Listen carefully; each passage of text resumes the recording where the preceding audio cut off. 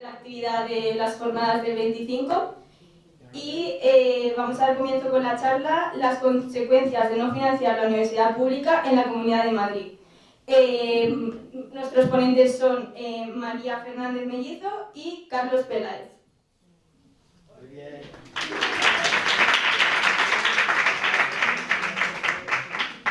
Bueno, muchas gracias a Ainhoa por la presentación.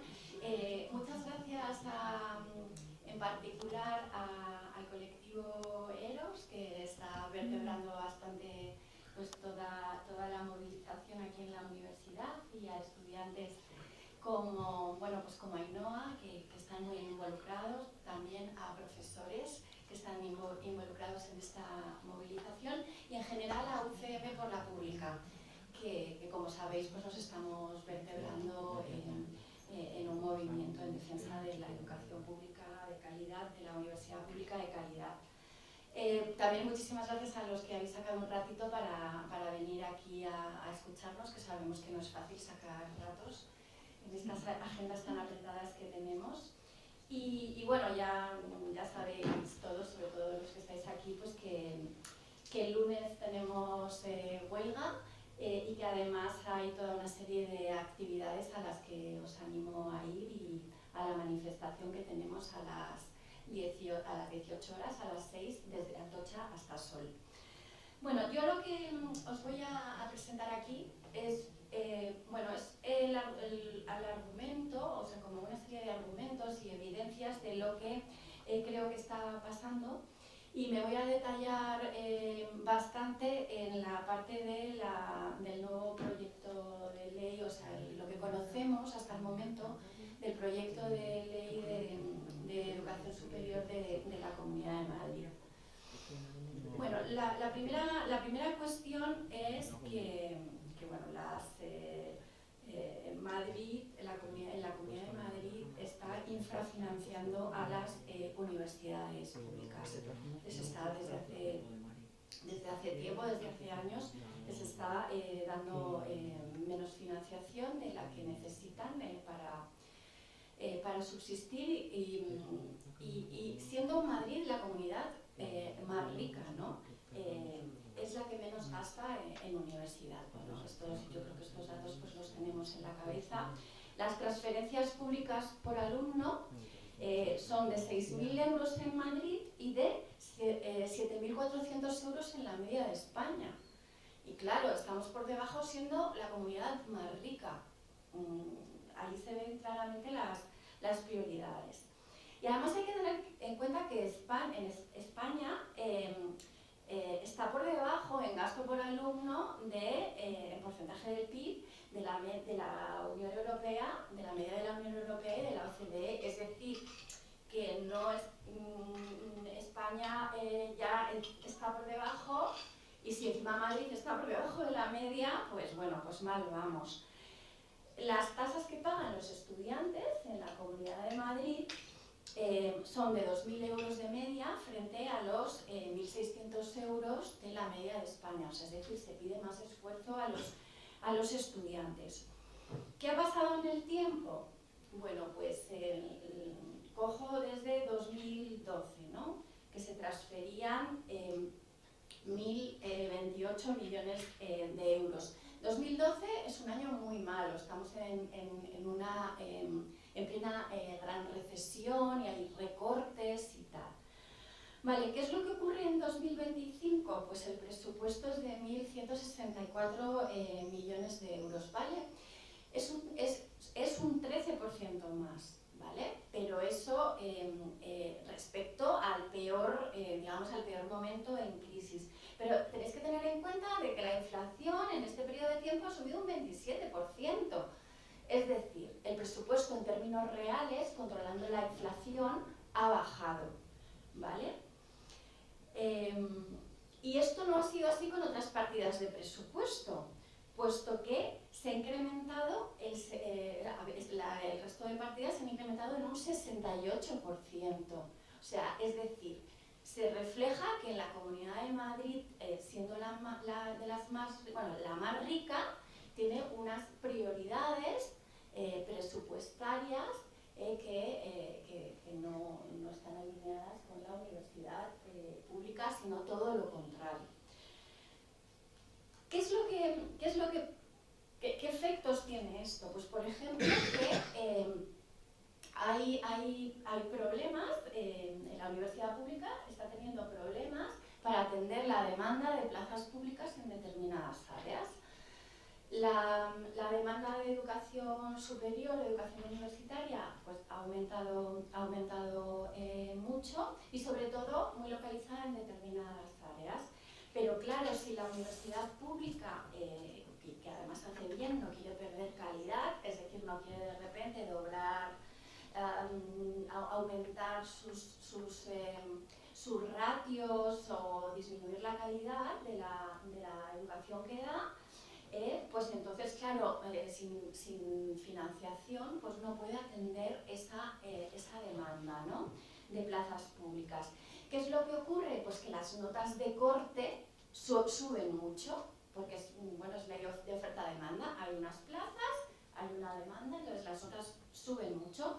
En determinadas áreas, pues están por encima de los 12 puntos sobre 14. Entonces ya son notas, pues muy altas. ¿Y qué ocurre? Que entonces hay un volumen importante de jóvenes que no pueden estudiar lo que desean en la universidad pública. ¿Vale? Y entonces ahora viene el crecimiento de la universidad privada, porque claro, estos jóvenes que no pueden estudiar lo que desean en la universidad pública, si tienen dinero, y ojo, esto es muy importante, si tienen dinero, pues entonces se van a la universidad privada que ha crecido, que está ofreciendo precisamente en esas áreas en las que hay mucha demanda. Entonces, en los últimos años han aumentado mucho tanto las universidades privadas como los estudiantes, y cualquier indicador que cojas, términos absolutos, porcentaje del total. Y esto ocurre muchísimo más en la Comunidad de Madrid que en otras comunidades, o sea, y no ocurre en otros países. O sea, no hay una ley general o no, pues como pueda ser la de la gravedad, que diga en este periodo de tiempo la universidad privada tiene que crecer. No, crece en determinados contextos. ¿Vale? ¿Qué está ocurriendo en Madrid? Pues hay una reorientación del modelo de universidad. Hemos pasado de un modelo público a un modelo mixto. Y ya podemos decir que es un modelo mixto, porque nosotros teníamos un sector fundamentalmente público que llevaba décadas con un porcentaje de estudiantes que iban a la universidad privada que estaba en el 10%. Había como una estabilidad. Entonces ha sido cuestión de 15 años que de repente pues se ha llegado al 35%, ¿vale? En muy pocos años, en 10, 15 años, ¿vale? Es diferente en grado que en máster, y de hecho en máster es mucho más preocupante. En máster ya es casi un 53% de los estudiantes van a la universidad privada.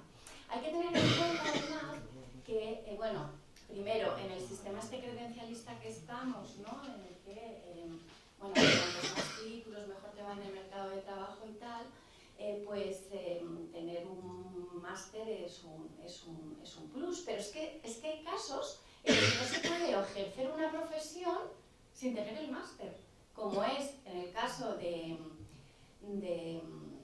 la formación del profesorado de secundaria, o sea, del profesorado de secundaria, o por ejemplo el máster de la abogacía del Estado. Es decir, tú puedes estudiar la carrera, el grado, pero luego como no tengas el máster, pues no puedes ejercer la profesión, ¿vale? Entonces, pues bueno, este es un tema muy serio. No parece, vale, es verdad, lo tenemos que estudiar más, esto es todo bastante nuevo, pero no parece que haya un cambio de preferencias de las familias que digan que prefieran la privada, que les convenza, a lo mejor a un sector minoritario sí, pero por la demanda que hay de plazas públicas, y de hecho la demanda registrada, porque hay gente que sabe que con el expediente que tiene mejor, o sea, que ni lo pide, o sea, que eso ni siquiera lo podemos ver. Entonces, no parece que haya un cambio en las preferencias de las familias, sino que no hay suficientes plazas en la pública para atender esa demanda. Y la fórmula, pues bueno, parece que se está utilizando, es una fórmula clásica, ¿no? Que es por parte de la Comunidad de Madrid, del gobierno regional, desinvertir en lo público y fomentar el sector privado. Y esto no es nuevo, esto está pasando ahora en la educación superior, en la universidad, pero ha pasado en la sanidad y en la educación no universitaria, por ejemplo. Consecuencias inmediatas que tenemos, pues el deterioro de la calidad de la universidad pública. Ahí estamos resistiendo, ¿no?, para que no se produzca ese deterioro, bueno, que os voy a contar a todos, ¿no?, los que estamos día a día.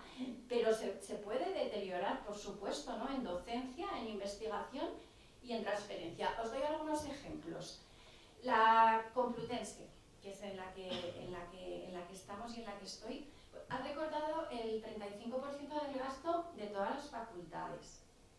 Eso se ha trasladado a que a los departamentos os han recortado un 35% de los gastos. Eso significa, por lo menos en nuestro departamento nos lo distribuimos y muchos lo utilizamos para ir a congresos, a presentar ponencias, y tenemos un 30 y pico % menos. Ya como el Congreso Internacional o haces copago pagando de tu bolsillo, o ya complicado. La Complutense este año no ha ido a aula, que bueno, no me meto en si aula es el mejor formato de promoción de la universidad y tal, pero estaban todas las universidades públicas, ¿vale?, que bueno, otras a lo mejor sí que han podido, estaban todas las privadas haciendo marketing y la Complutense no, por falta de fondos. ¿Qué más? Soy directora de un grupo de investigación, como muchos sabéis, del grupo LISE.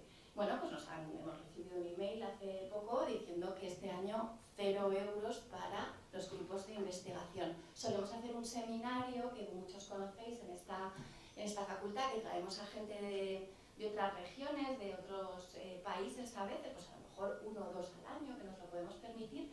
Pues este año, sintiéndolo mucho, pues va a tener que ser colegas de Madrid, o que por lo que sea vengan de camino o pasen por aquí y que amablemente nos den alguna charla.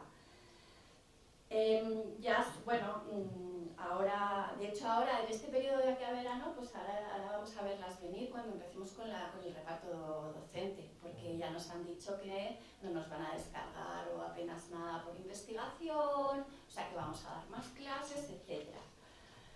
Bueno, ¿qué más consecuencias? Aumento de la desigualdad de oportunidades educativas, porque la mayor parte de las familias no pueden pagar la universidad privada. La universidad privada es carísima. Es verdad que estamos en una región, Madrid, que es la que tiene la renta más alta, y de hecho, pues por eso está proliferando el sector privado, porque hay una parte de las familias que sí que pueden, ¿no? Pero bueno, eso tiene un límite, ¿no? Luego además, también uno se pone a pensar en eso, y también hay muchas familias que a lo mejor, vale, tienen el dinero, pero están gastando un volumen muy grande de sus recursos que podrían destinar a otras cosas, a una educación privada que no era la que querían y que no es de mejor calidad. Entonces es como, ¿y por qué nos hemos metido en esto, no? Y luego están surgiendo universidades privadas, pues de una calidad cuestionable, con poca exigencia docente, porque a veces, bueno, pues hay un poco como de venta de títulos, ¿no? Y nula investigación. Ahora, respecto a las consecuencias a medio y largo plazo, bueno, pues aquí voy a hablar de la ley de universidades de la CAM, del borrador, ¿no?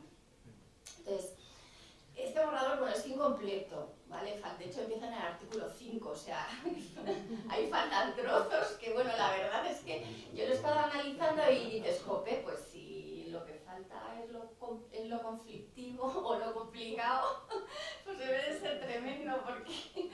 Entonces,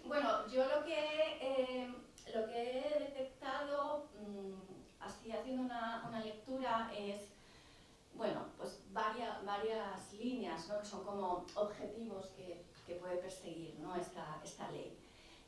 Por un lado, el fomento de las universidades privadas, porque no se las... bueno, hay unas exigencias económicas que, bueno, menos mal, ¿no? Porque, en fin, es que como para... sería alucinante si dejaran que uno pudiera montar una universidad privada sin capital o a crédito. pero bueno, todo puede ser en este mundo.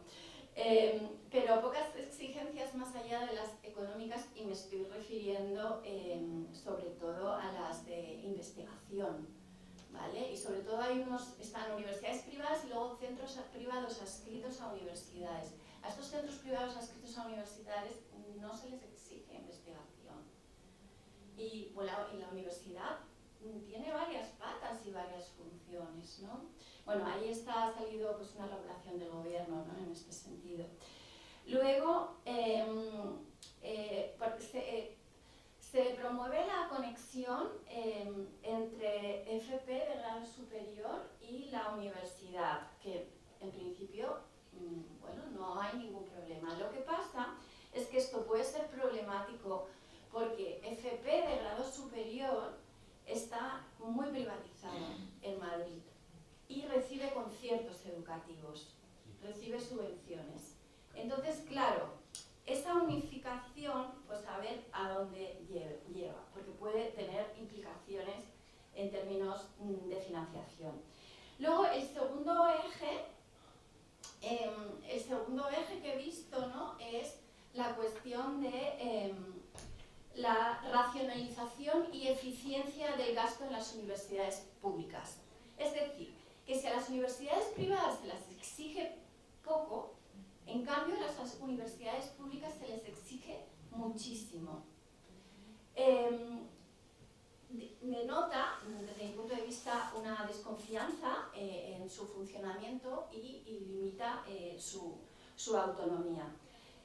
Es decir, hay un doble rasero. Al privado no le exijo mucho, pero al público le exijo mucho más, y para ello se idean múltiples mecanismos de control y evaluación. Bueno, hay algunas cosas que han trascendido, ¿no? Bastante, ¿no? Pues, por ejemplo, la cuestión del 70%, es decir, que en la ley aparece que las transferencias públicas van a ser hasta el 70%, ¿no? de los costes de la universidad.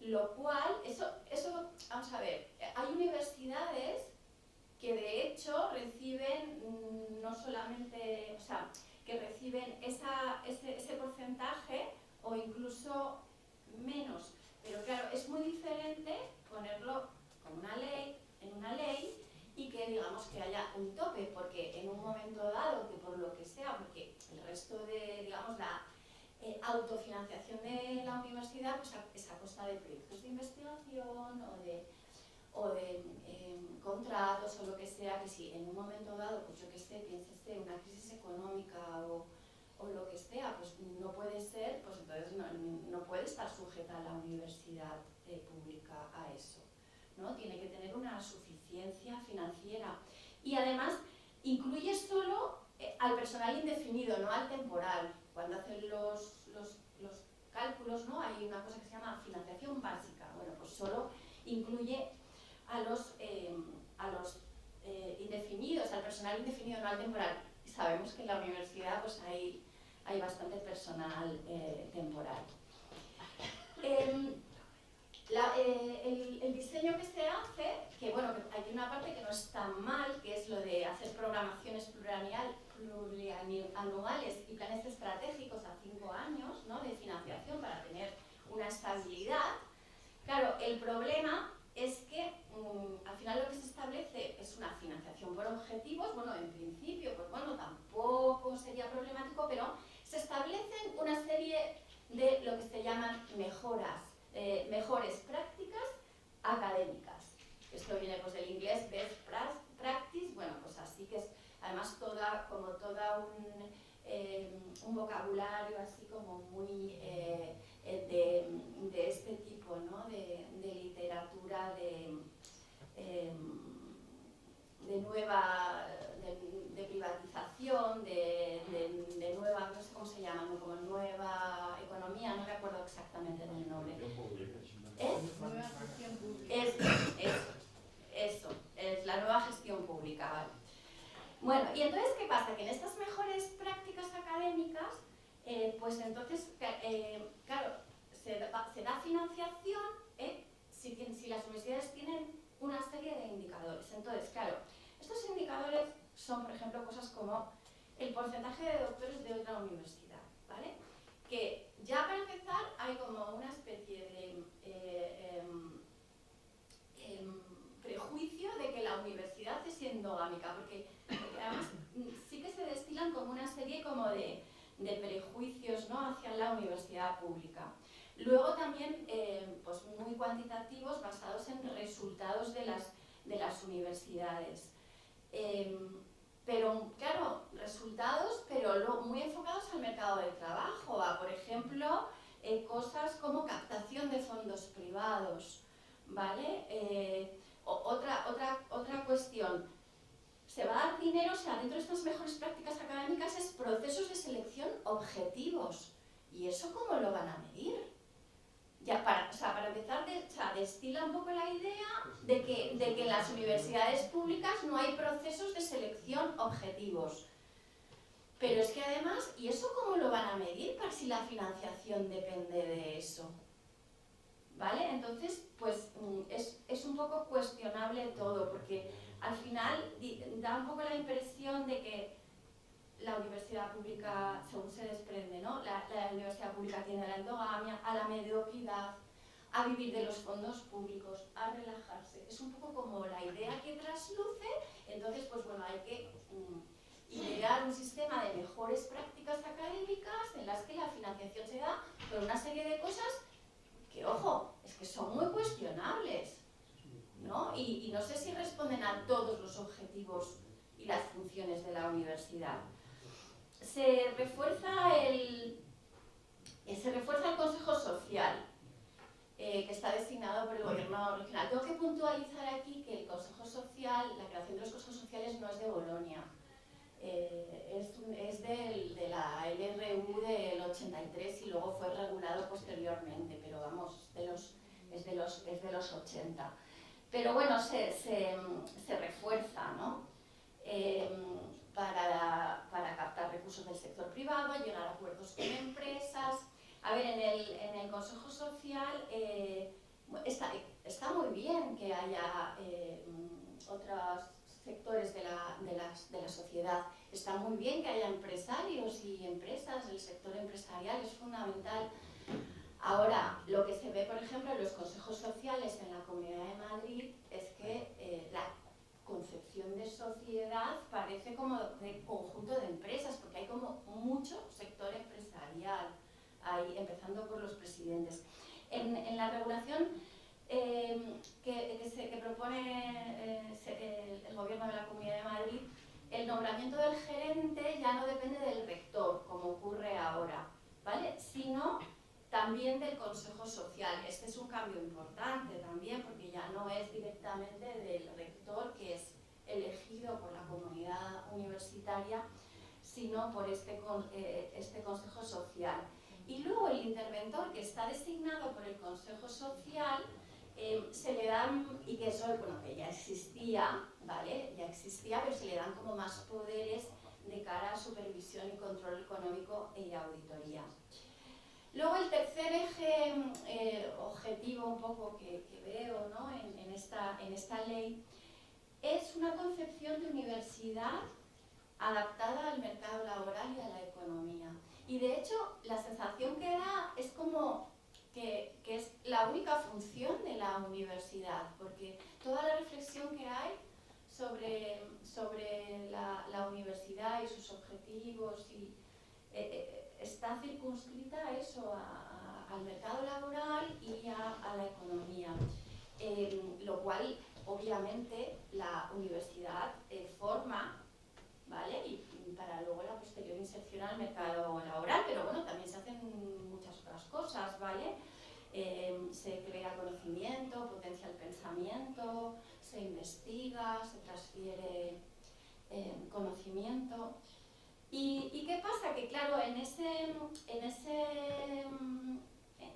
esa visión estrecha de la universidad encaja muy bien la universidad privada, ¿vale? Que en realidad, bueno, pues la universidad privada que tenemos, incluso yo diría hasta las que son un poco mejores, es en el eje formativo, porque en el eje de investigador o de transferencia o de producción de conocimiento y tal, salvo muy pocas excepciones, pues es bastante nulo, ¿no?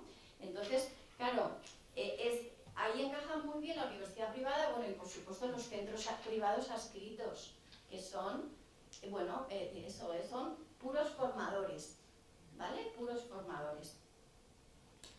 Luego, bueno, para ver precisamente esta cuestión, ¿no? de cómo se enfatiza lo del mercado laboral y la economía, bueno, ya he comentado cómo el sector empresarial está omnipresente en el Consejo Social y que se ha reforzado. Están precisamente presididos por empresarios. Y luego, la financiación que depende de estas mejores prácticas académicas, pues incluye aspectos como la inserción laboral de y calidad del empleo de los egresados, ¿vale? Como un indicador, ¿vale? O el PDI que colabora con empresas privadas, ¿vale? Entonces, claro, son todo como dimensiones como muy economicistas relacionadas con el mercado de trabajo. Y bueno, voy acabando y ya dejo a mi compañero. En un borrador anterior de la ley, que luego desapareció, se hablaba de las universidades privadas como prestadoras de servicio público. Esto pues a mí me alarmó bastante por si fuera la entrada, como en otros niveles educativos, a los conciertos educativos, ¿no? En este articulado incompleto que tenemos, lo que se dice es que todas las universidades actuarán con fidelidad a las necesidades públicas. Bueno, no sé si es una forma como de decir lo mismo y tal. Ahí está para mí, alerta, ¿no? De que, bueno, hay que ser muy conscientes de que precisamente en el sector, en la universidad, no hay formalmente subvenciones públicas, no hay conciertos, por supuesto, así como existe en otros niveles. Y bueno, pues una posible derivada de todo eso pues puede ser presiones pues, para que haya algún tipo de ayuda, sobre todo si la gente pues, se está gastando mucho dinero en la universidad privada, que empiece a reclamar pues que se alivie esa carga.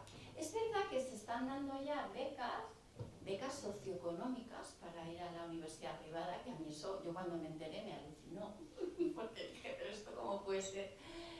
Y claro, se están dando pues becas de excelencia, o sea, ya se están utilizando algunos mecanismos, pero bueno, por el momento nada muy grande, pero bueno, ahí atentos, ¿no?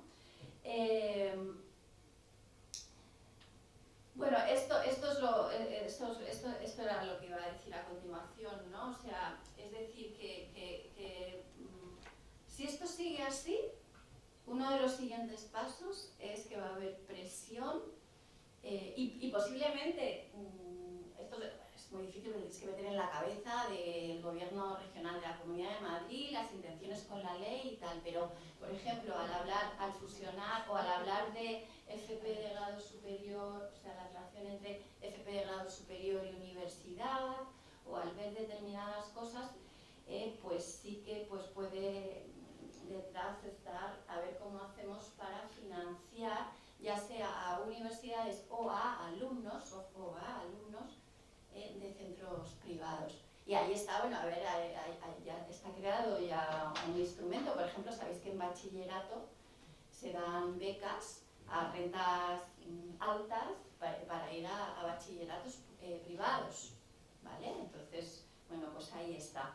Y nada, termino con dos artículos que ha publicado El Mundo. Creo que, bueno, yo no he visto más, ¿no? Ha parado, pero hubo una época que empezó a sacar como varios artículos sobre el tema de la universidad privada. Y entonces son los siguientes, os quiero leer los titulares. Los titulados de la universidad pública ganan 3.500 euros menos al año que los de la privada. Ese era el titular. Y se dice, las universidades públicas tienen un problema con la inserción laboral de sus graduados. Así, tal cual. Daba el dato en bruto, pues no desagregaba por áreas de conocimiento, donde sabemos que hay unas áreas de conocimiento, que es donde están las privadas, que tienen mejor inserción laboral, no desagregaba por territorios, sabemos que hay territorios donde se gana más y donde tienen más implantación las privadas, por supuesto no desagregaba por el perfil socioeconómico de sus estudiantes, que obviamente está muy relacionado con el trabajo y con lo que ganan, y que por supuesto tienen una red de contactos, sus padres que les colocan, etcétera, ¿no? Entonces, pero bueno, pues para que veáis un poco el problema que puede haber. Otro artículo decía, la oferta, y esto tiene más que ver con esta facultad, la oferta de la universidad pública no se ajusta al mercado laboral.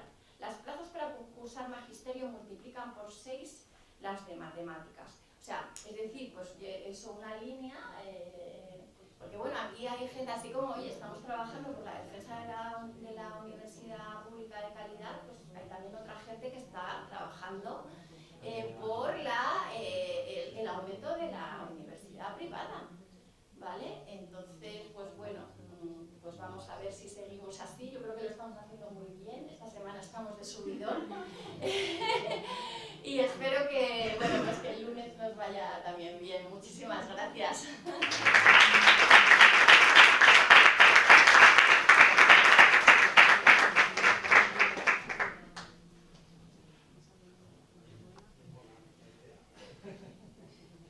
Vale, pues damos comienzo con la segunda parte de la charla, que la va a dar Carlos Peláez. Muchas gracias a Ainhoa, muchas gracias a todas. ¿No estamos? ¿Sí? Ah, no, es que debe ser este. Vale, gracias. Que bueno, lo primero que dar las gracias a todas las personas que habéis venido, ¿no? A todas las que estamos compartiendo, ¿no? Pues este proceso, esta movilización, que básicamente somos las que hemos venido. Y a Ainhoa, ¿no? Por, Que estábamos de subidón, Carlos. Estamos de eso. No, también. Es de los días, quitando las tesis en que hay gente con muchos amigos, es de los días que he visto con más gente esta sala, ¿eh? O sea que, no, yo estoy contentísimo. Entonces, lo único es que me da un poco así, porque y sabéis lo mismo que yo, más que yo, y bueno, comparto con vosotras un montón de cuestiones, ¿no? Pero me siento regalada. Realmente fue Noa la que tuvo la culpa, porque en una asamblea intervine y dijo, oye, tuvo una interpretación también, por favor, así incluir algo más político, tal. Y entonces, bueno, pues por eso estoy.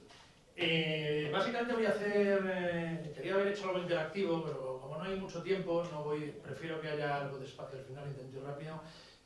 Voy a complementar mucho de lo que dice María, en algún caso dar algún dato concreto o hablar desde otro lugar, ¿no? Quizás a mí me gustaría hablar de 5 ideas, ¿no?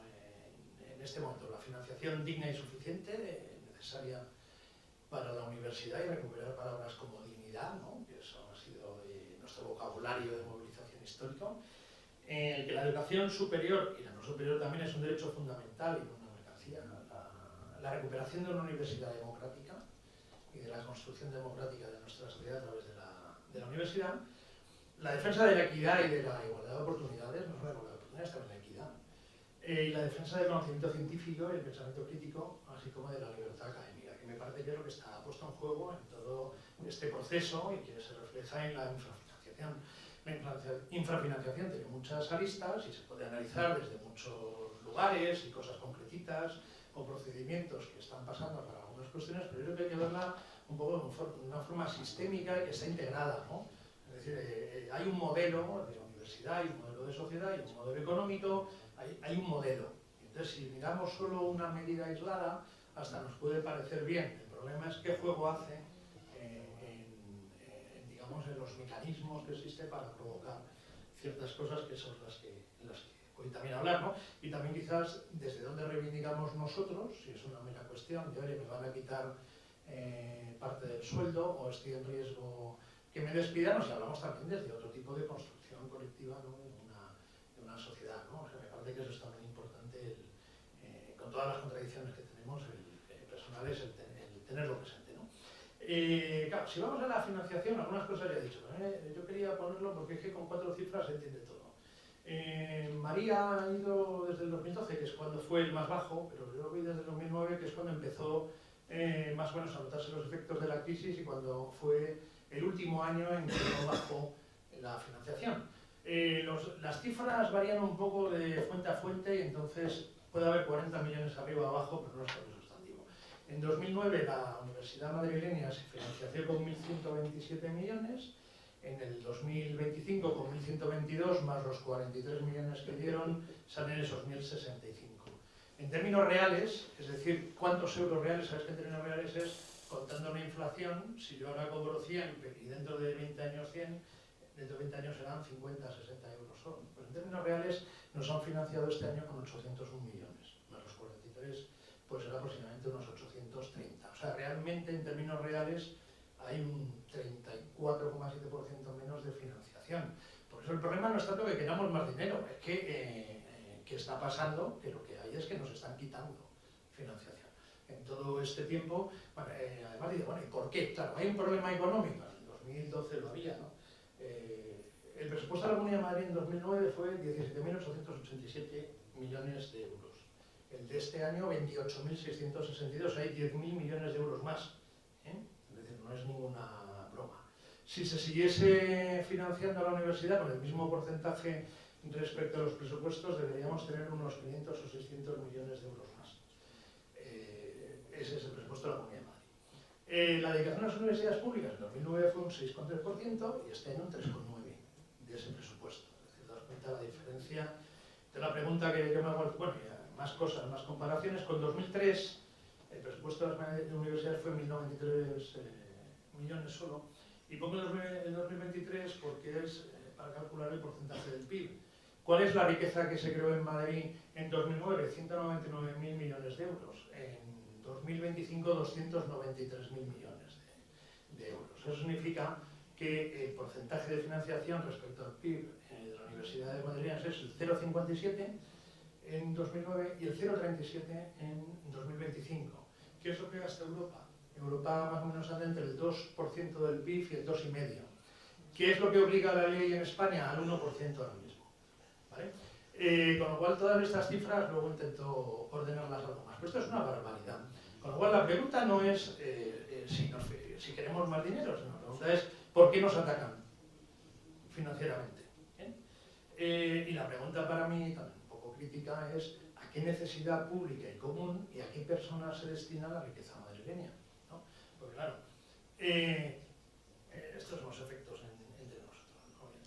Claro, quizás hay que entender que la universidad pública, primero hay que definir que es pública, como antes bien han dicho alguna persona, pública no solo que sea del Estado, de no sé qué, pública tiene que ver, por lo menos con la mentalidad con la que construimos nuestra sociedad, que nació en la transición, etcétera, con todas sus deficiencias, tenía que ver con unas reivindicaciones que tuvieron efecto en los años 60, 70, de mucha población, mucha migración rural que vino a las ciudades, que tuvo que vivir en ciudades en servicios y que lo que trajo encima de la mesa era la sociedad tiene una responsabilidad moral, el Estado tiene una obligación como Estado de favorecer la igualdad y de cubrir las necesidades de lo común.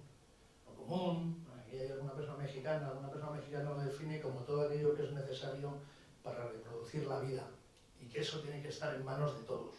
El agua no puede gestionarla alguien, que ya lo están intentando, es uno de los futuros que se va a privatizar mucho, porque es de todos, entonces tenemos que gestionarla todos, o por lo menos influir en quien lo gestione, porque no puede decidirse por intereses privados, sino por un interés común. Y todo aquello que tiene que ver con lo necesario para reproducir la vida es común, y por tanto, si se privatiza, nos lo quitan a todos y todas. Es un despojo, que llamaban algunos teóricos, ¿no? Y ahora nos están despojando, en ese sentido, de muchos de esos comunes que habían conseguido aquellos grupos sociales que combatieron los movimientos urbanos, los movimientos vecinales, los movimientos políticos en los años 60, 70 y 80, ¿no? Y que se expresaron en que tenía que haber gente de otra clase social en la universidad, no podían ser solo las élites. ¿Por qué? Porque investigamos otras cosas, nos hacemos otras preguntas, traemos otras sensibilidades y por tanto hay una cierta pluralidad, y eso le llamamos en aquella época democracia cultural.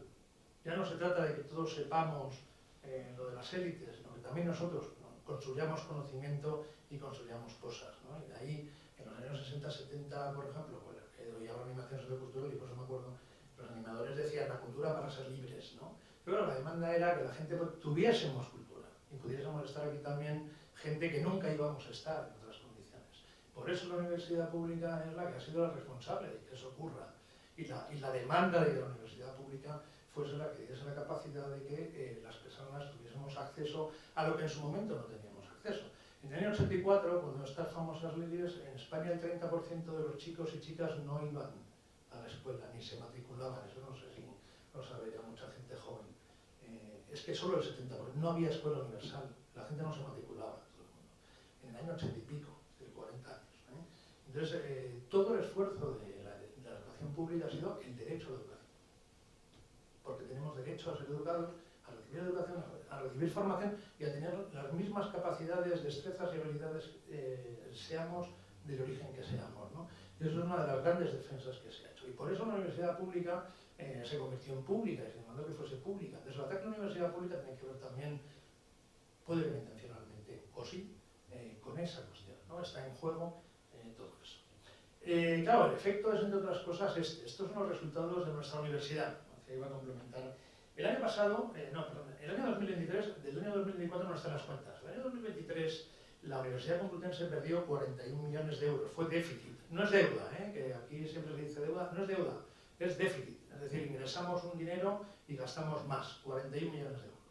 Para que veamos la dimensión, esto no es una mala gestión de la piscina, como he escuchado a gente, o del concierto Bubaí, que a ver dónde fueron los euros, qué tal, porque aquí a ver cómo se gestiona, que claro, tal. No, 41 millones de euros equivale al salario más coste de seguridad social de 1.343 ayudantes doctores. ¿Vale? Ese es el problema de nuestra universidad.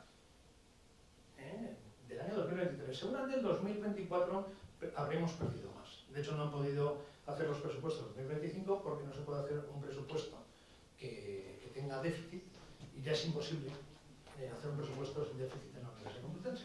En 2022 solo perdimos 18 millones. Entre los 59 ya son 1.600 ayudantes doctores. Es decir, este es el problema de la financiación, el volumen. Esto no se soluciona ni con el 35% que nos han quitado los departamentos, ¿vale? No se soluciona quitándonos los grupos de investigación. No, esto se soluciona a base de despedir profesorado, de despedir petegas, ¿vale? Y de reducir todo tipo de gastos, porque la partida nuestra más alta es la de personal. Entonces, claro, la vía va a ser, la única forma de resolver esto es que no haya sustituciones en las jubilaciones, que cada vez haya más profesorado precario, a 400 euros, etc. Y de hecho la precariedad de los institutos también se basa en esto, porque es la única forma que tienen de poder afrontarlo. La pregunta que tenemos que hacer nuestros rectorados es porque han estado mareando la perdiz, mareando la perdiz estos años, en vez de ponerlo encima de la mesa solo cuando ya no podían más con todo esto, porque las consecuencias es la precariedad a los estudiantes de su vida estudiantil, la precariedad del profesorado de toda su vida como profesional y la precariedad al PTGAS también toda su vida profesional, aparte de que se nos remeten las tuberías o cualquier cosa. Este textito que hay es del informe del gerente que está avisado por la auditoría. Este es el informe de auditoría del año 2023. El problema de financiación no es mío, es de el auditor y el gerente. El problema de financiación es crónico. La nominativa, que es la subvención que da, o el contrato que da la Comunidad de Madrid, se llama nominativa, es una subvención nominativa a las universidades, es insuficiente, por un lado para cubrir los costes de personal y por otro, junto con los recursos propios de la universidad, no permite garantizar la estabilidad presupuestaria. Esto se publicó en junio de 2024. Y los ingresos propios de la universidad son insuficientes para poder sostener los gastos fijos, los costes de apertura y los gastos de funcionamiento. Solo los llamados costes de apertura superan los 48 millones de euros anuales. La limpieza de toda la universidad son 16 millones,3 de euros. La energía eléctrica, gas y agua, 16 millones de euros. Los gastos informáticos de aplicaciones, 8. El mantenimiento, 6,4. La partida era 0 de la Comunidad de Madrid y la puso a 2 millones cuando protestaron los rectores, y la seguridad cuesta 1,5 millones de euros. Esto no se consigue con que los profesores empecemos a hacer trabajitos con Endesa, nos den 10.000 euros en un proyecto y la universidad le queda el 10%. La universidad tiene en Complutense unos 640 millones de euros de presupuesto y aproximadamente la Comunidad de Madrid da 420 más o menos, ¿vale? Entonces hay como ya un 40% casi de presupuesto que viene de otras subvenciones, pero son finalistas, son para investigaciones, etc. Nadie da dinero para la seguridad de la Complutense, eso tiene que pagarse desde el dinero propio.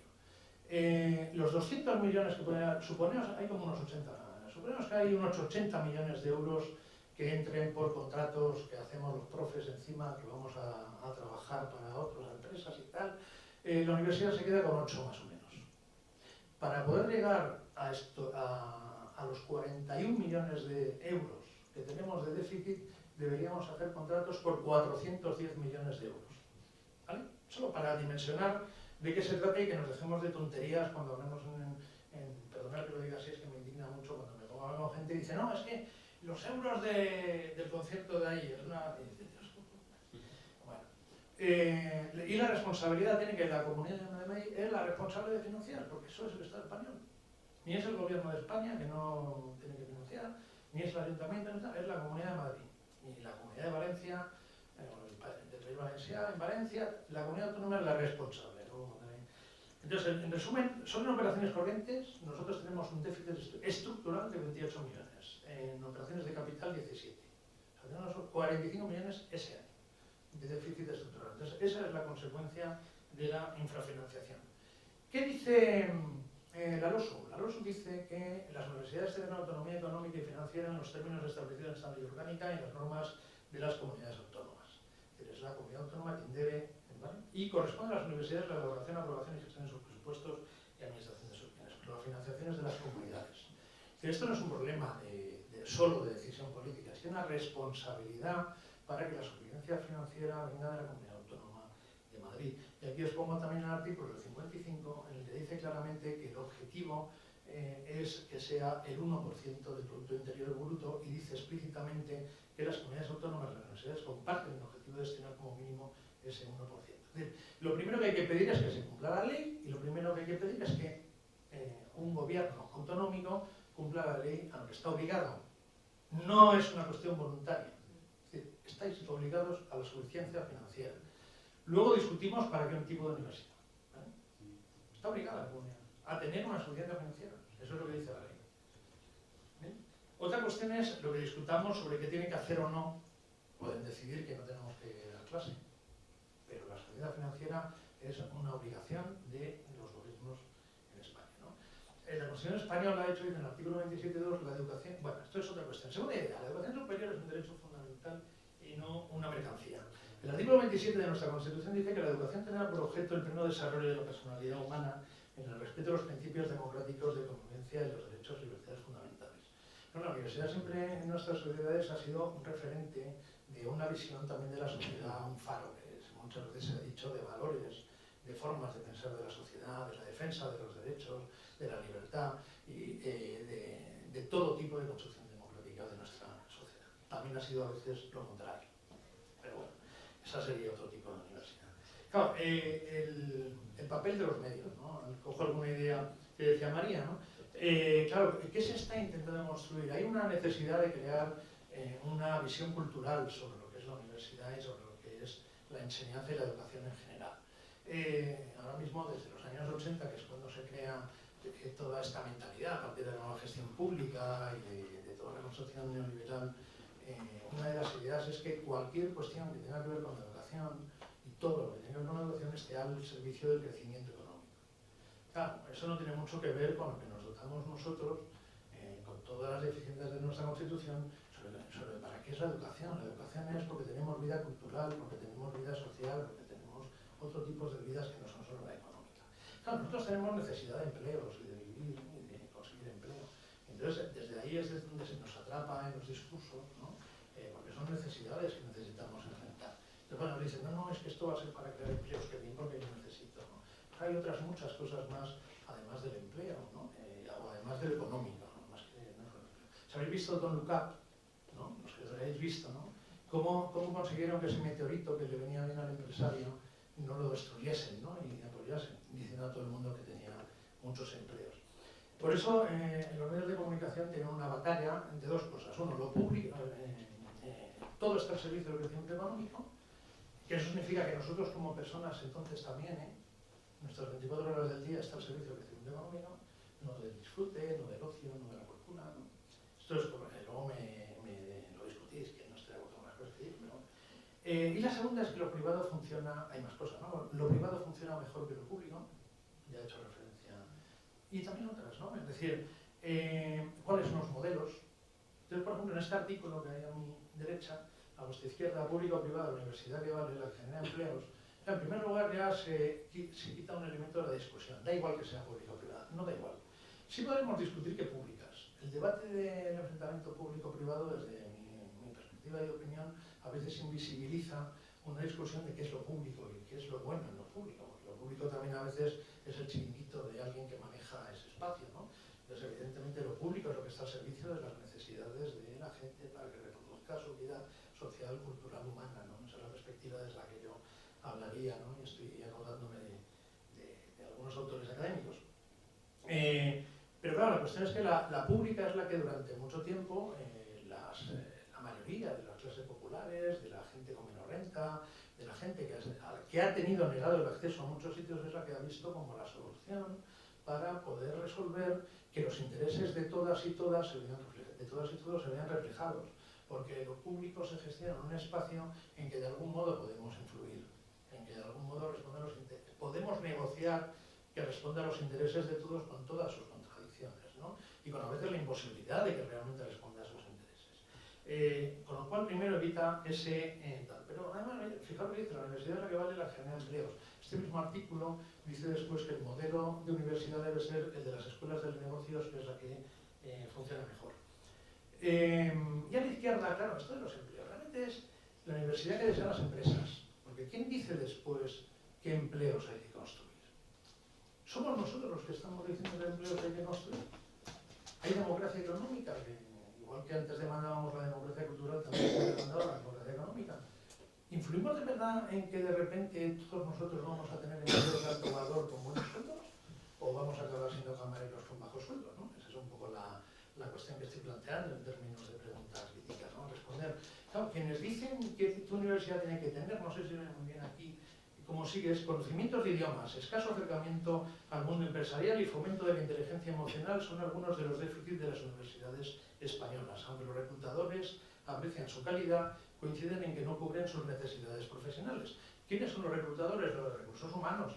¿Y quiénes son los que dicen quién desea el modelo de universidad? Las empresas.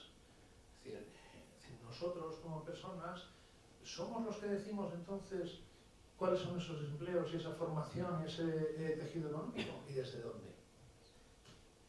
El volumen de negocio de las universidades privadas en España ha aumentado a 3.700 millones de euros. Esto es una de las cuestiones de por qué el ataque a la universidad pública. Otra de las cuestiones del neoliberalismo que nació en los 80 es que necesita crear mercado. Sobre eso se ha insistido mucho, ¿no? Pero que necesita crear mercado sobre todo para que haya intercambio económico. La mayoría de los que estamos aquí, cuando hemos sido estudiantes, poco intercambio económico hemos hecho con nada.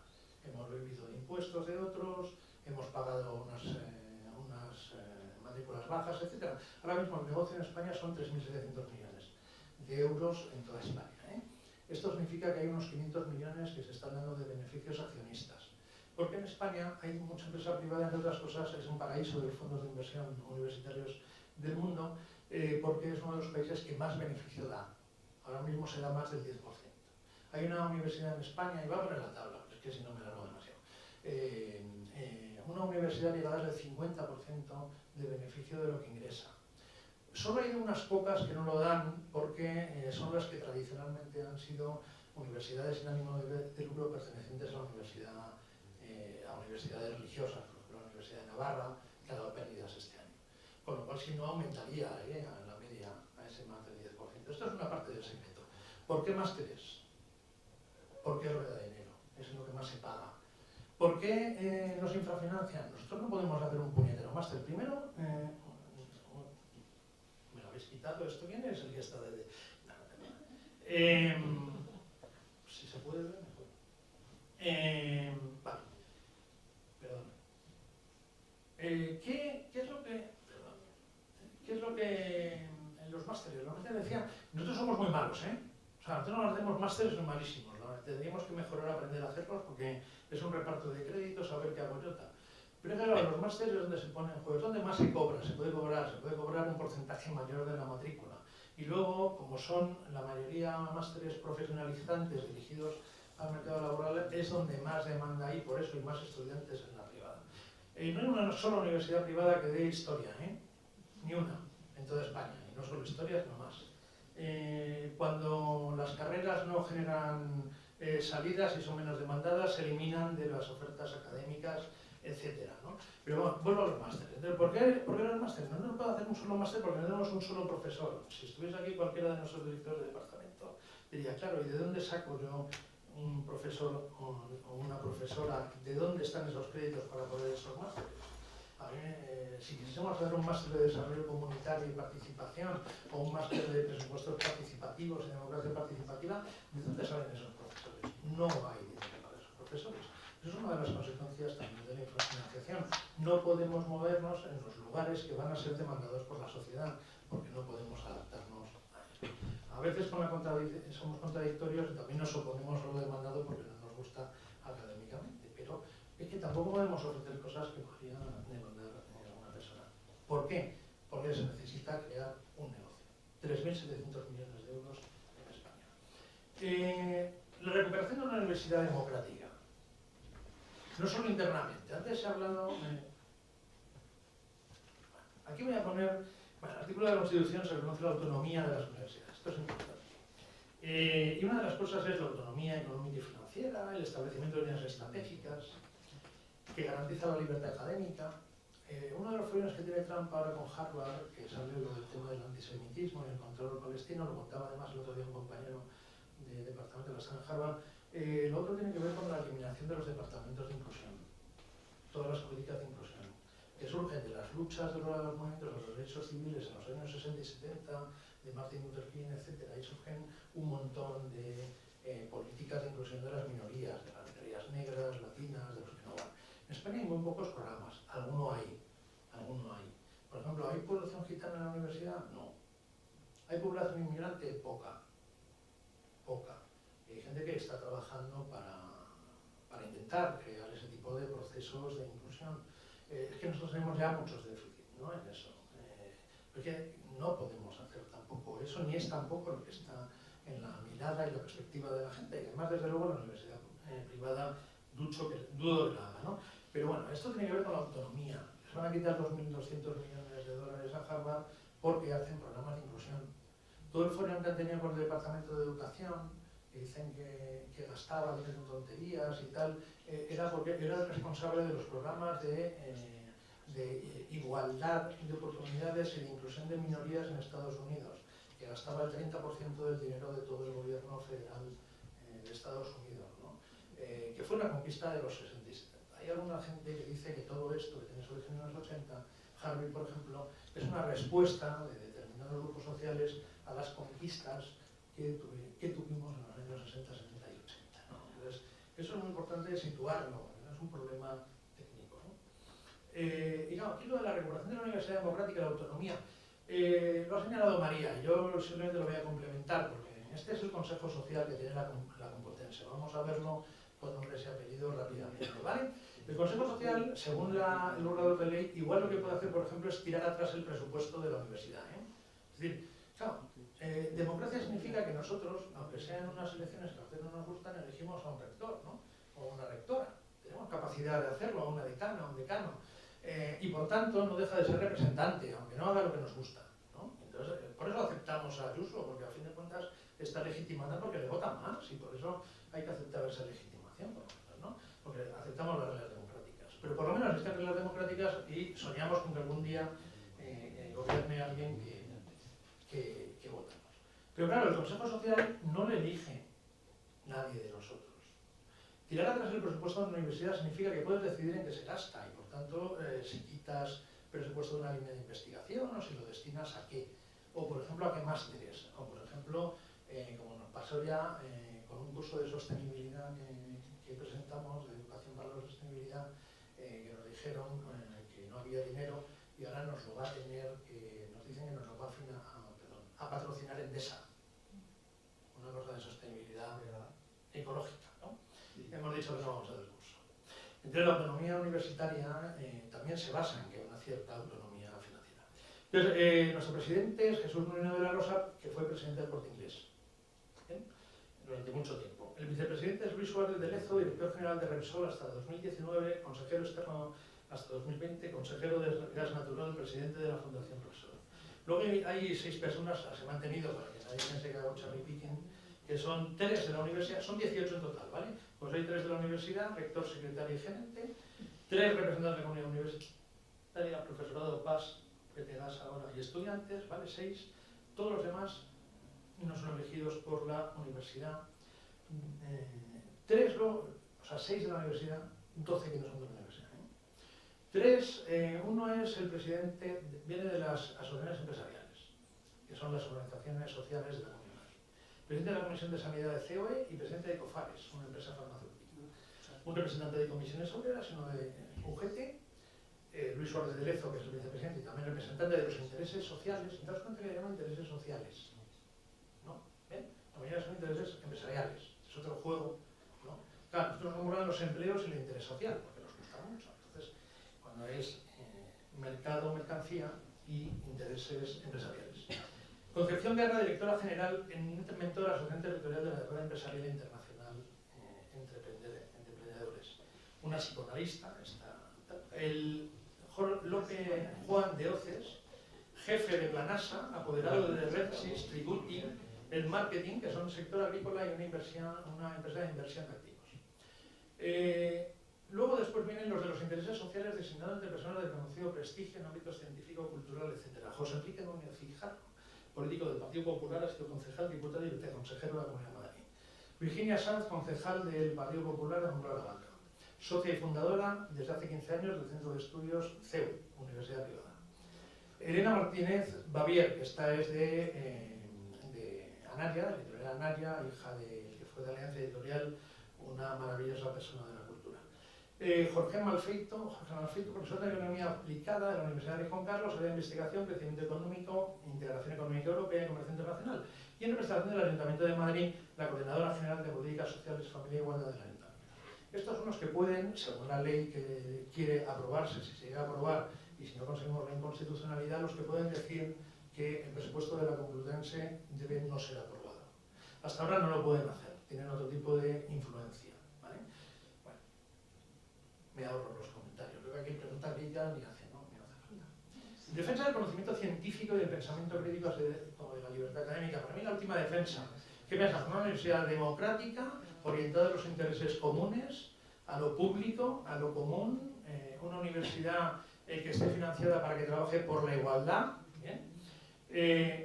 ¿Cuál es el mejor negocio del mundo? Es noticia del diario.es. Las editoriales científicas disparan los precios y multiplican su facturación. No os lo tengo que explicar mucho la mayoría del profesorado. Estas son las editoriales que publican nuestros artículos. Estoy buscando ahora en el área de educación de Scopus una revista Q1, Q2. De las 700 Q1, Q2, ahora mismo 694 hay que pagar a PC para que sean de ciencia abierta. Todas pertenecen a las 6 editoriales científicas que aparecen aquí. Sí, aparecen. Elsevier, Springer, Nature, Taylor Francis, Wiley, Frontiers, MDPI y PLOS. Porque las van comprando a todo el mundo. ¿Bien? Solo hay 6 que no tengas que pagar de Q1, Q2. Luego nos valoran nuestra carrera científica a partir de esos criterios. ¿Vale? La tasa media ahora mismo que hay para publicar un artículo son 2.800 euros. El negocio que se ha montado en el mundo son 2.700 millones de euros. Todas las investigaciones que aparecen ahí, la mayoría están pagadas con fondos públicos. Lo hacemos profesores que tenemos un sueldo público en proyectos que financian ministerios públicos. Tenemos que pagar estas APC o con nuestro dinero personal o con los proyectos públicos del Ministerio o con el dinero público que la universidad contrata. Creo que ahora mismo son 260 millones en Europa que dan las universidades a estas revistas para que podamos publicar algunos artículos. Y además estas empresas, si no, embargan ese artículo y todo eso conseguido por dinero público se convierte en una propiedad privada de unos actores privados. Yo no tengo nada contra lo privado, de hecho yo he sido empresario durante 16 años, yo he trabajado en empresa privada, he sido empresario, o sea, he hecho un montón de cosas. Y no tengo nada contra lo privado en sí, simplemente es que lo que no tiene sentido es que todo el capital público que va de nuestros impuestos esté dirigido a engordar negocios privados. Sino lo que tendría sentido es a que de algún modo responda a los intereses sociales de las personas para la reproducción de la vida, de una vida digna. Eso es lo que se demandó en su momento que fuese el papel de la universidad pública. Entonces, claro, todos estos son los mecanismos que hay detrás de la infrafinanciación, que es que nosotros no podemos seguir funcionando como universidad pública como tal, porque entonces todo ese dinero no iría a un mercado y porque entonces todos los intereses empresariales, económicos, etcétera, que deben ser satisfechos ahora mismo a través de las políticas públicas no podrían ser satisfechos, porque nosotros haríamos otras cosas con otros intereses. Entonces la pregunta es, ¿cuáles son nuestros intereses como colectivo, como grupo? ¿Son los económicos de las empresas o son otros que tienen que ver con la cultura, con la sanidad, con nuestra vida, con la conciliación con la vida familiar, con la vivienda, etcétera, etcétera, ¿no? Entonces desde ahí haría esta pregunta para mi crítica. ¿Y qué tiene que ver la universidad pública? ¿Dónde está? Es que resulta que de las 6 o 7 revistas que por lo menos cuando lo miré la semana pasada, de Scopus, las 6 o 7 únicas que no pagan APC, es que resulta que 4 son de universidades públicas españolas. Es acojonante, en todo el mundo, ¿eh? Hay otra después de Stephen Ball, que es inglesa, y otra que es suiza, creo, y otra francesa, algo así, o australiana. ¿Por qué? Porque la universidad pública lo que hacía era que este conocimiento, con mucho menos dinero, suscribiéndose a las revistas, conseguía que estuviese al servicio de todos los investigadores del mundo sin tener que pagar. Y entonces ese es el modelo que se va a adoptar. Las universidades públicas al final no tendremos tampoco la posibilidad de construir todos estos mecanismos de difusión. Todo esto evidentemente es mucho más complejo que lo que estoy explicando, porque más veces puede caer algo en la simplicidad, pero desde una perspectiva quizás más política. Y una cosa que no he dicho, que son las tasas, perdón. Aquí hay algunas cifras, ¿no? de todo, por ejemplo, si la planificación de la financiación de la Comunidad de Madrid fuese hasta el 1% del PIB, nos tendría que financiar 2.300 millones. O sea, el doble. ¿Vale? Pero luego los precios de las tasas es la otra consecuencia de la financiación. Y esto tiene que ver con la población, que no lo he nombrado hasta ahora y se me había olvidado, perdona. Que es, ¿quién puede pagar las tasas universitarias ahora con los sueldos que hay en España? La mediana de sueldo en España son 19.000 euros brutos al año. ¿Vale? Brutos. Es decir, eso estamos hablando de unos 1.300, creo recordar, o 1.200, que hace poco hicimos las cuentas en una mesa. 1.200, 1.300. Es decir, una matrícula universitaria ahora mismo en Madrid que está saliendo por 1.000 y pico euros al año, a mucha gente le cuesta pagarla. Y la gente que está en situaciones de precariedad, mucho más. Muchísimo más. Entonces, ¿quién podrá estudiar en la universidad privada con matrículas de 20.000, 30.000, 100.000 euros al año que cuesta medicina? ¿Quién podrá estudiar en esas materias? Yo desde luego me siento responsable porque no me olvido de dónde vengo. Tenemos la responsabilidad de que los que hemos llegado aquí ya estamos en ese 20% que vivimos mucho mejor que el resto en España. Tenemos la responsabilidad de seguir trabajando por aquellos hijos, hijas y nietas de gente que tendrán que venir. En el barrio de Chamberí, el distrito de Chamberí, 65% de titulados. En el distrito de Usera, que es uno de los que menos tiene, el 16% de titulados universitarios. A veces se dice que hay muchos, ¿no? Es otra mentira y otro mito. España tiene entre 25 y 74 años el 38% de titulados universitarios. Francia tiene el 38,2%. Y el país europeo que tiene más es el 48%. Ahora mismo hay un 41% de 25 a 34 en la edad de estudios universitarios, como un 41%, un 41,1% de jóvenes estudiando en la universidad en España. Se dice que aquí hay demasiados, que es que claro, se gasta demasiado en eso.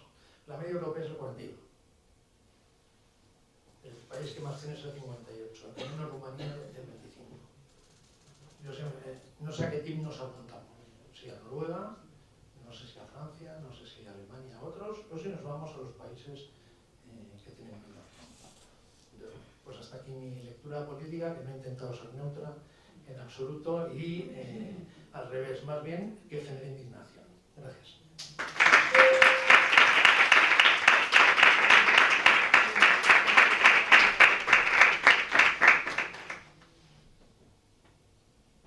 Bueno, pues hasta aquí la tercera actividad de las jornadas de hoy y os animamos a todos a quedaros a las siguientes. La primera, si no me confundo, es la comida popular, en plan después de esta.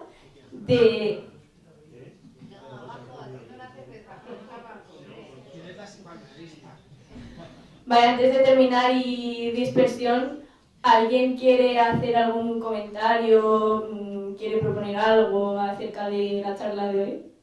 Muchas gracias. Se puede comentar abajo, ¿no? Sí, abajo se puede comentar todo. Eres la psicoanalista. Pues comenta, por favor.